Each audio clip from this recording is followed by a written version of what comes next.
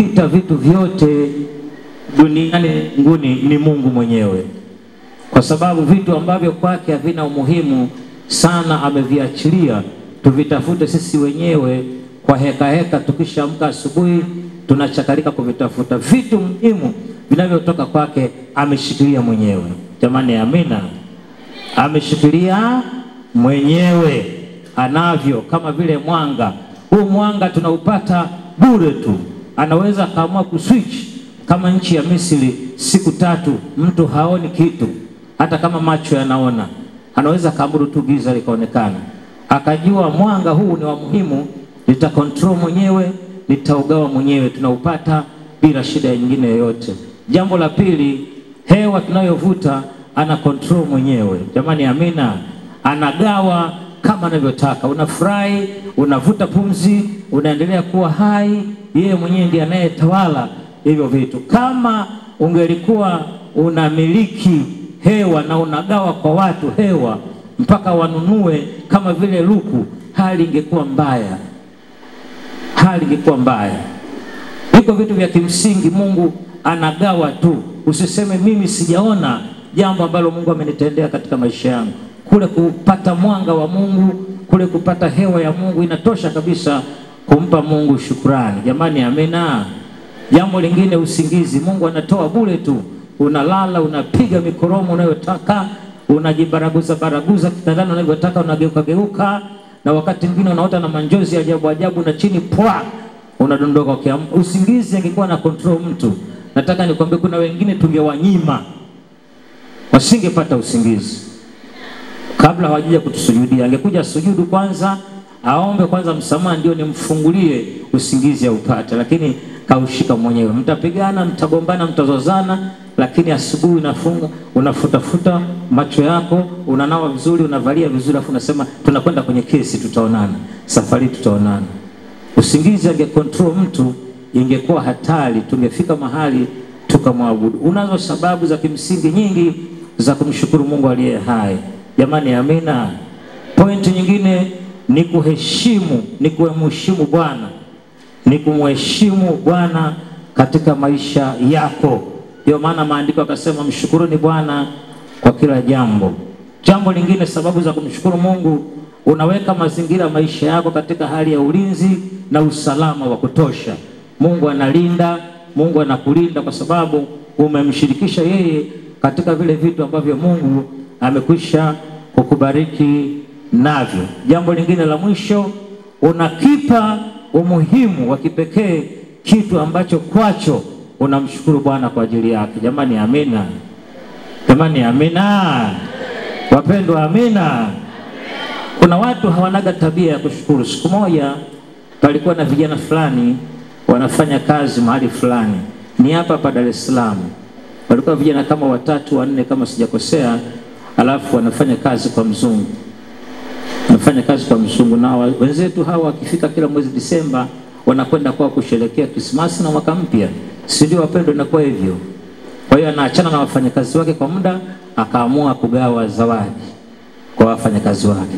Akawaita, wa kwanza akamuita, akapokea sila zawadi, yeye anakwenda zake Ulaya, baada ya muda atarudi, lakini acha waachie zawadi. Akampa zawadi mtu wa kwanza. Kijana wa kwanza alipopokea zawadi akaangaa, akamwangalia yule tajiri, akakaa pembeni na mzigo wake. Akaja wa pili, kapokea box na yeye, akashangaa, akamwangalia mzungu juu mpaka chini, akakaa kando, akasimama analiangalia box la mwenzake. Akaja wa 3, akaja wa 4, akaja wa mwisho. Wa mwisho alipopokea ile box, hata bila kujua ndani kuna nini, kwanza akaliweka chini. Alipoliweka chini, akaanguka miguuni pa mzungu. Alafu akawa anabilingika, ana roho namna hii, ana roho namna hii. Hata Kiingereza hajui vizuri. Thank you mzungu, thank you mzungu, thank you mzungu, ana roho. Hasa kwa mzungu ikawa kituko. Kila kimwangalia anasema, "Oh, why? What? Why? Yeah. Wonderful, anashangaa. Ile kitu ikamchanganya mzungu. Akataka ule mchezo uendelee wa kuroll. Kwa hiyo akamuongeza box la pili. Yule jamaa akaendelea kuroll. Ana roll tena, akamuongeza la 3. Mzungu anashangaa alafu anapiga na picha kacha kacha, anaongeza, akamuongeza na boksi la 4. Jamaa wakashikwa na wivu. Kile kitendo cha shukrani mpaka analala chini, anabilingika, anaongeza maboksi, mwisho yakamzidi. Mzungu kapiga picha naye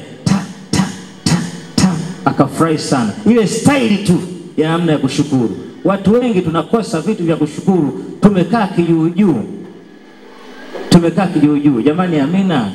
Hata wengine unaweza kupata hata lift kwenye gari, mtu amekupa lift, nishushe hapo, ukiteremka tu vuu mlango boom, huyo. Siku nyingine sikupi lift, naweka kioo juu kabisa, nawasha na wepa, naweka na taa namna hii na hazard, alafu na kupita jua kama vile sikuoni.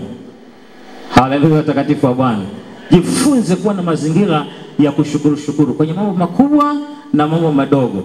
Kabuta umefanya jambo la kihistoria kutukusanya namna hii kwa shukrani tu namna hii.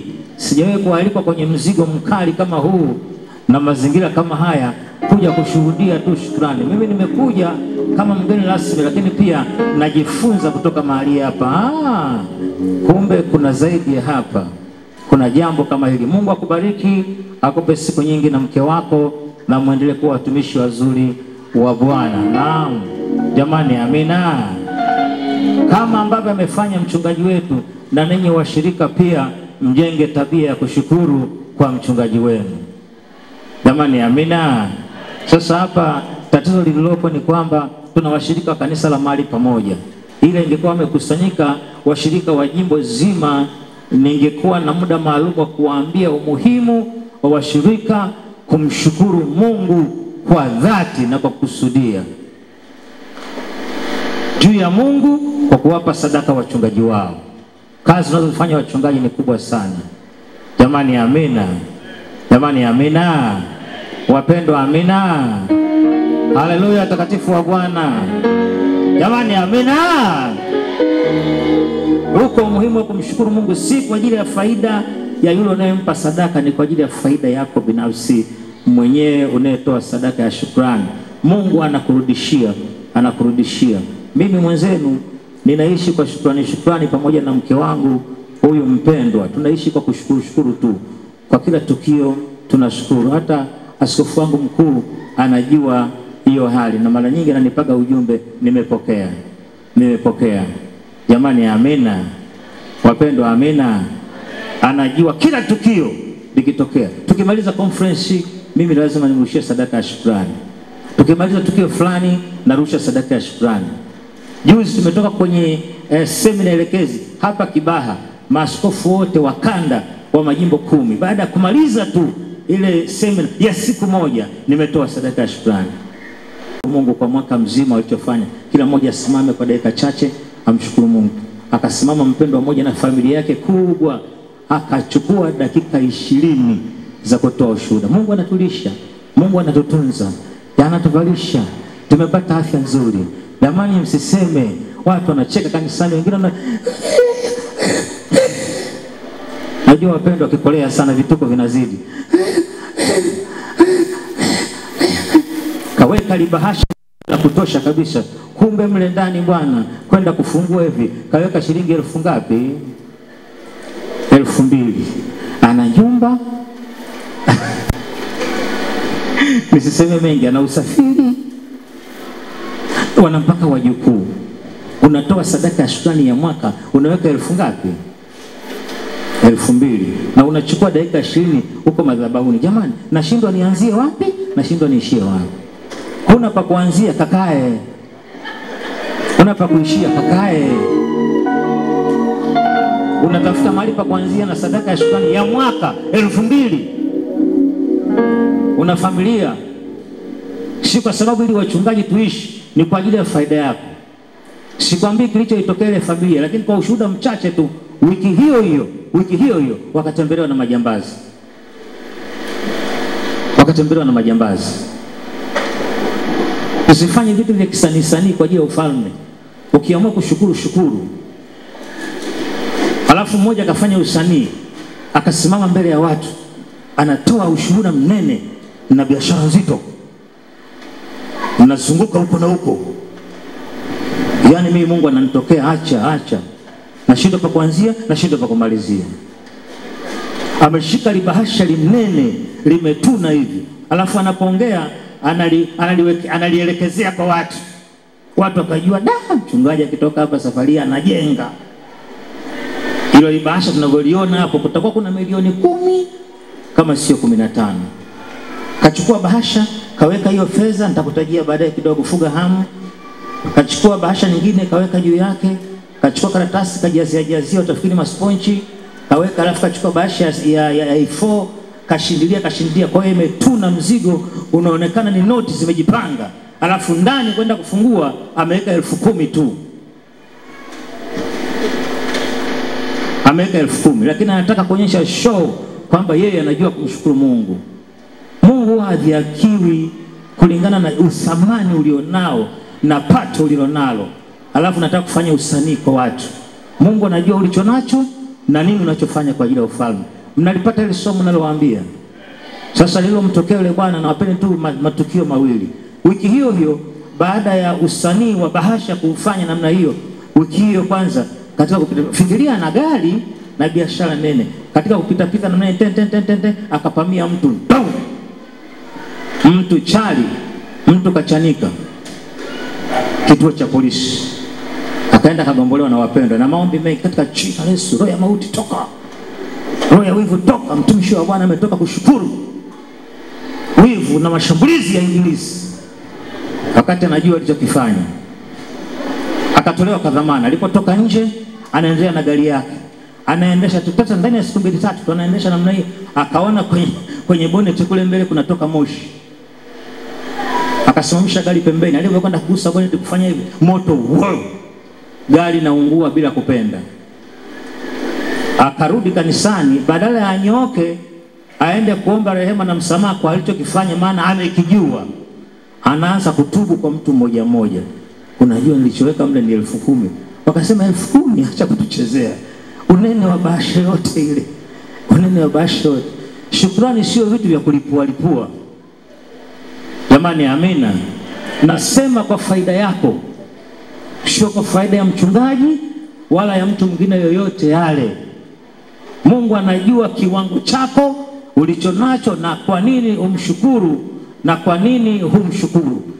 Na wakati huu nimlete mwangalizi wetu Deusi Saburi. Naomba tusimame kwa makofi mazuri. Asante sana.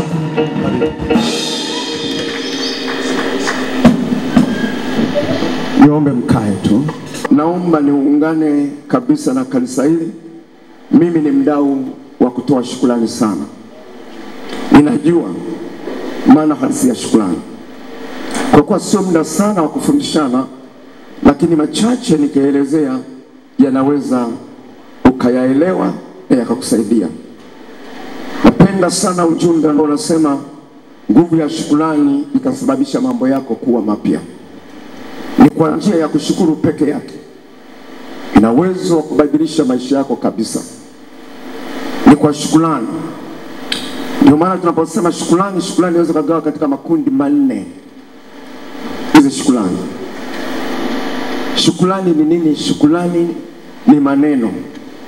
Kusema asante, kumwambia mtu asante, ama kutoa vitu, kuonyesha fadhili kwa yule aliyekutendea, kurudisha fadhili. Wapendwa, kama kuna maeneo ambayo yanafaa sana kutoa shukrani, ni kujenga katika somo moja tu, andiko moja, kwa sababu ya muda nisilisome. Ni kitabu cha Luka 17 na mstari wa 11 na 19, kwa habari ya wale wakoma. Wakoma, watu ambao walikuwa wamekataliwa, wametengwa katika jamii kwa sababu ya ugonjwa ambao hautibiki, na mwenye mamlaka ya kufanya vile wengi walikuwa ni makuhani, watumishi wa Mungu. Ndio maana Yesu aliwaambia wakajionyeshe tena kwa makuhani. Walipoguswa wakiwa njiani, Bwana akawatendea muujiza. Mmoja akafikiria sana, hainipasi kuendelea tu, hebu nirudi nikamshukuru huyu niliyekutana naye. Na ninaamini Yesu hakumkuta mara pale. Yesu alimtafuta. Na ukitaka kujua kwamba shukrani ni jambo la lazima na wala sio la hiari, Unapotoa shukrani, ndio maana Yesu aliuliza swali, amkutakaswa wote 10? Wale 9 wako wapi? Hawakuonekana wakuja kumpa Mungu tukufu, ila mgeni huyu Msamaria. Neno baya sana na zito. Sababu Samaria ni watu walionekana hawana Mungu, hawana dini. Ni watu ambao walitengwa. Na Mungu anashangaa, watu wanaomjua Mungu hawajui kushukuru. Watu baki ndio wanajua kushukuru. Wapendwa, shukrani hii tunaona Yesu anazungumza maneno mazito pale. Inuka, enenda zako, imani yako inakuponya. Nguvu ya shukrani ikasababisha mambo yetu kuwa mapya. Mungu aliweka neema ya wokovu kwa yule mtu. Tunaporudisha shukrani mbele za Mungu kwa yale anatutendea mengi sana. Hebu fikiria toka Januari mpaka leo. Kuna watu wamepoteza miguu. Kuna watu wamepoteza uhai wao. Kuna watu wameugua magonjwa kafa, lakini magonjwa hayo hayo umeugua wewe na unaishi. Kwa nini tusimpe Mungu shukrani? Wanawaambia pale kanisani, tujifunze kumpa Mungu shukrani. Toa shukrani, mambo yako yatakuwa safi. Siku moja, mtu mmoja, nikutole mfano. Kuna mtu ana uwezo sana kiuchumi na kielimu, lakini mtu anienda karibu naye alinisaidia katika maeneo fulani mara kwa mara. Nikasema hii sio sawa. Nitampa nini mtu aliye na fedha? Nitampa nini mtu aliye na ana kila kitu? Gari anao, nyumba nzuri na magorofa, ana walinzi, analindwa mpaka na mitambo ya ultimate. Nitampa nini mimi? Nikafikiria. Nikatafuta jogoo tu shilingi 25,000. Nikaenda pale nikabisha hodi, wakanipokea. Ni watu walionifahamu na kunijua. Nikamwambia, ndugu zangu, nimekuja kuwatembelea, lakini nimebeba mambo mawili: kuwashukuru kwa kazi mlionisaidia, na jambo lingine, nimewaletea kitu chochote hiki kiwasaidia kupika supu. Nazungumza hivyo wakati kwenye friji zao wana kuku wa kienyeji wa kutosha na watumii boiler. Watoto hawajai kuona hata yule kuku anatembeaje. Walipomwona alia, kwa hiyo wanakimbia, wanaona ni mambo ya maajabu. Unajua alichofanya? Aliniuliza, kazi yako inaendeleaje? Habari ya ujenzi wa kanisa? Nikamwambia, unaenda vizuri. Tangu tulipoachia nasema unaenda vizuri. Tukamaliza, akanisindikiza, akaniambia neno moja: kanitengenezee budget ya mwaka, kuanzia mawasiliano ya simu, maji unalipaje, umeme unalipaje, na watoto wako gharama anazotumia shuleni. Kwa hiyo nikazitengeneza kwa woga. Nilipompa, kwa sababu mtu msome, akaniambia hiyo sio sahihi, ina mapungufu, tengeneza vizuri. Nikwambie, kwa mara ya kwanza nalipiwa vocha ya mwezi 40,000, lakini bando ni 10,000. Shukrani inachokoza mambo. Na hakuna chenye nguvu kama shukrani. Umeomba sana, wakati mwingine unaweza ukasikia unaumwa na vitu mbalimbali. Mpendwa, nenda mbele za Mungu kwa shukrani. Malizie, ningekuwa na muda ningekuonyesha madhara yanayotokana na kutokutoa shukrani. Jambo la kwanza, ukirudi kwenye kitabu cha Luka 17 na 17 pale, sijakwambia kusoma, utaangalia kwa wakati wako sababu nalinda muda, nimepewa dakika chache 5. Unapokosa kutoa shukrani, unajitoa kwenye ushirika pamoja na Mungu. Unapokosa kutoa shukrani, unapoteza uwepo wako na Mungu. Mungu hayuko tayari kufanya mambo makubwa kwako alafu usijali. Hata kama ni mzazi wako aliyokuzaa, ni jambo la kutoa shukrani. Nina kijana kamoja kadogo sana, kana miaka 4 sasa. Kadogo, nikajikukanga, nikikabeba kwenye gari nikipita kwenye tuta likifanya hivi, kananiambia pole baba. Nikimpa kitu ananiambia asante baba. Sasa mtoto nampenda. Wengine nitawaambia mtembea kwenye tuta wamekausha, lakini yule mtoto ataongea. Sasa ananivuta ile neno. Jamani, amina. Tikise mwenzako mwambie afya ulionayo. Hili ni jambo moja kubwa sana. Nimemwona Mungu katika shukrani. Kwa sababu sina muda tu wa kutosha, ningepeleza mambo mengi. Shukrani ina nguvu ya ajabu sana. Lakini unaposhukuru unatoa nafasi ya kutendewa zaburi. Utashughulika kwenye zaburi ya 50, 14 na 15, utakwenda kuona mahala pale. Unapomshukuru Mungu unafungua nafasi ya kutendewa zaidi na Mungu. Tutoe shukrani mbele za Bwana. Si jambo dogo. Kutoka Januari mpaka leo ni mzima, unasafiri kwa magari, unarudi. Jambo la kwanza, nimejisikia kuheshimiwa na Mungu, kuwa sehemu ya waliokuja kuyaona matendo makuu ya Mungu. Kwa hiyo nimshukuru sana Mungu kipekee. Mwezi wa 4 wiki la kwanza kwangu ni zuri na ni la baraka. Lakini ujio huu kweli wa Mungu, kabla sijasema, mimi nimealikwa na ndugu yangu kirafiki Mtwei Kabuta. Jamani, amina wapende.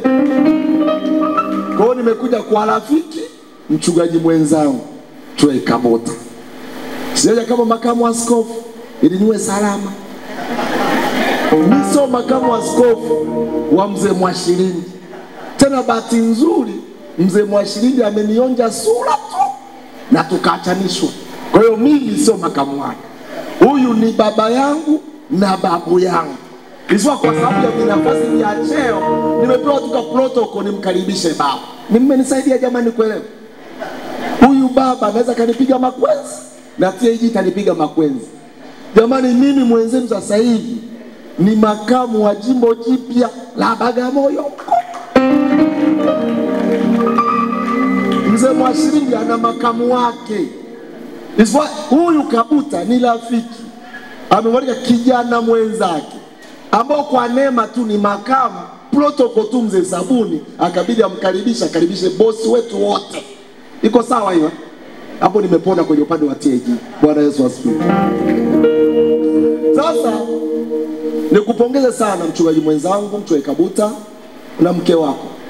Umetusurprise, umetupa somo, tunajisikia vizuri sana kuwa na wachungaji vijana wenzetu wenye maono mazuri, wenye fundisho zuri, wanaompenda Mungu. Ni chachu ya maendeleo.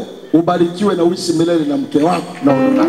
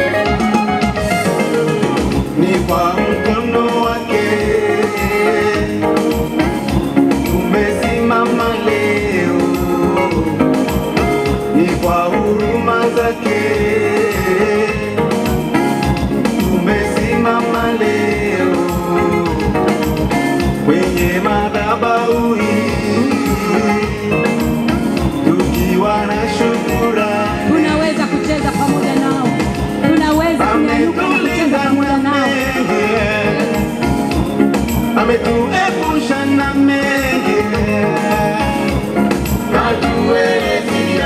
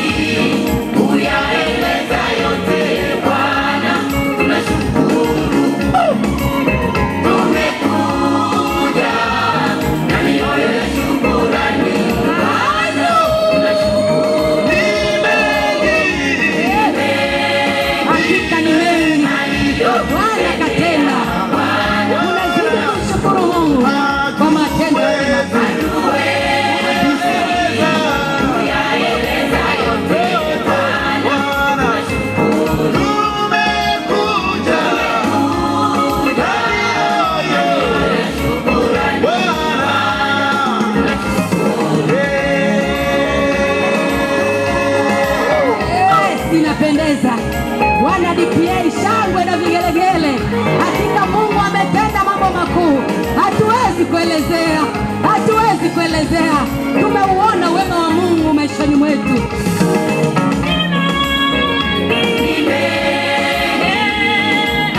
Aliyotutendea Bwana, tunashukuru. Hatuwezi kuyaeleza yote Bwana, tunashukuru. Tumekuja shukrani Bwana, tunashukuru.